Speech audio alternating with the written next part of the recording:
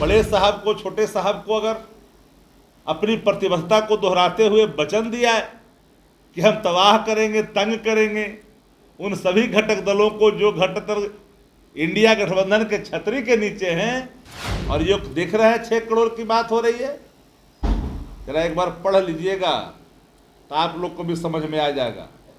देश में भारतीय जनता पार्टी के अंदर नैतिक बल अब खत्म हो चुका है, जनता का भरोसा तोड़ चुका है।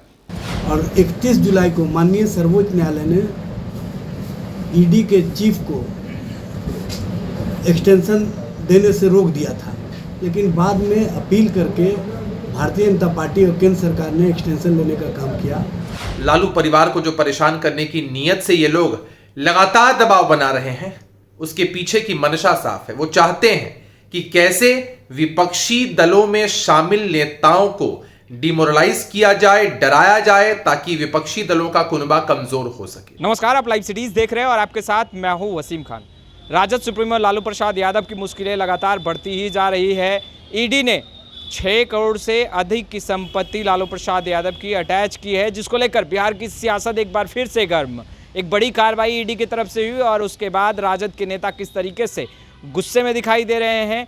उसके साथ साथ जेडीयू ने भी प्रतिक्रिया देते हुए कहा है कि ईडी का और तमाम केंद्रीय जो एजेंसियां हैं, सरकारी एजेंसियां हैं, उसका बीजेपी दुरुपयोग कर रही है। सबसे पहले आप राजद और जेडीयू के नेताओं को सुनिए। सुपारी का प्रतीक है कि हम इंडिया गठबंधन के घटक दलों को परेशान करने के लिए हमने कोई सुपारी ली है तो संस्थाओं की मर्यादा टूटती हुई दिखाई पड़ेगी और विश्वास घट जाएगा। जो सुप्रीम कोर्ट कहते रही है लगातार कि इनलीगल और असंवैधानिक, तो आप समझ सकते हैं कि अनकॉन्स्टिट्यूशनल भी है और इनलीगल भी है। तो जिस चीज के लिए अगर नामित की गई उससे इतर कहीं आप जाइएगा तो स्वाभाविक है ना। तो आपको जो करना है करिए, पर एक बात याद रखिए, बिहार है, बिहार ने चुनौतियों का सामना किया है, नल्ली और गली में रहना मंजूर किया है, लेकिन अत्याचारियों के खिलाफ कभी भी पीछे हटकर नहीं देखा है। और ये देख रहे हैं 6 करोड़ की बात हो रही है। जरा एक बार पढ़ लीजिएगा तो आप लोग को भी समझ में आ जाएगा। देश में भारतीय जनता पार्टी के अंदर नैतिक बल अब खत्म हो चुका है, जनता का भरोसा तोड़ चुका है, खो चुका है। लोकतांत्रिक तरीके से चुनाव लड़ने की ताकत भाजपा के अंदर अब नहीं बच गई है। भाजपा सिर्फ अनैतिक रास्तों का रास्ता अख्तियार करना चाहती है। संवैधानिक संस्थाओं का दुरुपयोग लगातार होता रहेगा देश के अंदर में, उसकी मर्यादा टूट जाएगी। सुपारी किलर एक्सटेंशन पाएंगे तो उससे अपेक्षा की क्या की जाएगी गरिमा का और संस्थाओं की मर्यादा का। इसलिए एक बात, बड़े साहब को, छोटे साहब को अगर अपनी प्रतिबद्धता को दोहराते हुए वचन दिया है कि हम तबाह करेंगे, तंग करेंगे उन सभी घटक दलों को जो घटक इंडिया गठबंधन के छतरी के नीचे हैं, तो एक कार्रवाइयाँ होती रहेगी। अब बिहार में विचरण कर रहे हैं लोग, जहाँ जहाँ भाजपा के राज्यों में क्यों नहीं, भाजपा नेताओं के यहाँ क्यों नहीं, सिर्फ विपक्षी नेताओं के यहाँ क्यों?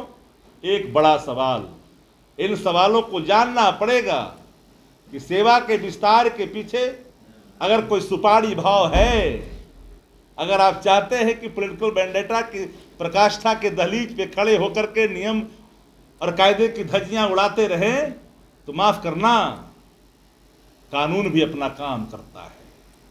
इसलिए एक बार पढ़ लेना चाहिए पत्रकार साथियों को भी, FIR भी पढ़ लेना चाहिए, ईडी का रिपोर्ट भी पढ़ लेना चाहिए। 900 करोड़, फिर 600 करोड़, अब आ गए 6 करोड़, सारी चीजें हैं। तो अब तो घूम ही रहा है बिहार में, विचरण कर ही रहे हैं। सर विपक्षी के नेताओं को, करीबियों को चुन चुन करके तंग करो, तंग करो, तंग करो। जनता जब मुठ ठान लेती है, जनता जब जाग जाती है, जनता के अंदर बदलाव का मूड होता है, कोई भी क्रस्तानियां, कोई भी अनैतिक भाव उस राक्षस राज को नहीं बचा सकता है। देखिए, ईडी के चीफ का एक्सटेंशन भारतीय जनता पार्टी ने जिस तत्परता से और जिस तरह से मांगी थी, उसी समय समझ में आ रहा था कि भारतीय जनता पार्टी विपक्षी दलों के नेताओं को टारगेट करने के लिए और राजनीतिक हित साधने के लिए कहीं ना कहीं इस तरह का कार्य करेगी, और वो अब दिख रहा है। क्योंकि भारतीय जनता पार्टी एजेंसियों के माध्यम से जिस तरह से विपक्षी दलों को टारगेट करती रही है, वो स्पष्ट रूप से सामने आ चुका है, अब बताने की आवश्यकता नहीं है। और 31 जुलाई को माननीय सर्वोच्च न्यायालय ने ईडी के चीफ को एक्सटेंशन देने से रोक दिया था, लेकिन बाद में अपील करके भारतीय जनता पार्टी और केंद्र सरकार ने एक्सटेंशन लेने का काम किया और 15 सितंबर तक का एक्सटेंशन मिला है। 15 सितंबर के पहले भारतीय जनता पार्टी जो राजनीतिक हित साधने के लिए विपक्षी दलों को चाहती है, उसमें वो अपने हिसाब से अपना कार्रवाई शुरू कर दी है। लालू प्रसाद यादव को टारगेट किया जा रहा है। देखिए, सभी विपक्षी दलों के नेताओं को टारगेट किया जा रहा है। देश भर में जो भी इंडिया के गठबंधन से लोग हैं, उन सभी को टारगेट किया जा रहा है।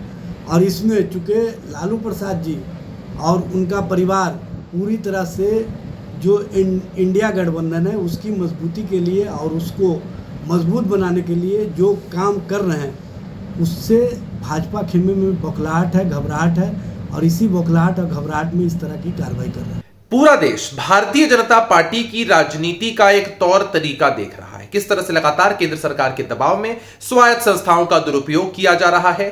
ईडी हो, आईटी हो, सीबीआई हो, सिर्फ विपक्ष के नेताओं के खिलाफ उनको डिमोरलाइज करने के लिए अभी भी जो कार्रवाई हो रही है, लालू परिवार को जो परेशान करने की नीयत से ये लोग लगातार दबाव बना रहे हैं, उसके पीछे की मंशा साफ है। वो चाहते हैं कि कैसे विपक्षी दलों में शामिल नेताओं को डिमोरलाइज किया जाए, डराया जाए, ताकि विपक्षी दलों का कुनबा कमजोर हो सके।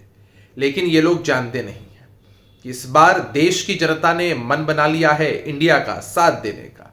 ये लोग लाख कार्रवाई करने की कोशिश करें, लाख डिफेम करने की कोशिश करें, लेकिन कुछ नहीं होने वाला। तो आपने सुना राजद और जेडीयू के नेताओं को किस तरीके से गुस्सा फूटा है बीजेपी पर, और साफ तौर पर कहते नजर आ रहे हैं कि इंडिया अलायंस बनने के बाद कहीं ना कहीं बीजेपी बौखला गई है, और यही कारण है कि तमाम सरकारी केंद्रीय एजेंसियों का दुरुपयोग कर रही है। और उसी कड़ी में ईडी ने एक बड़ी कार्रवाई की है, मगर इससे इंडिया के जो तमाम गठबंधन के जो लोग हैं, घटक दल हैं, वो बिल्कुल नहीं विचलित होने वाले हैं। खैर, स्टूडियो में इतना ही। अब तक आपने हमारे चैनल को सब्सक्राइब नहीं किया है, तुरंत सब्सक्राइब कर ले। आपका बहुत बहुत शुक्रिया।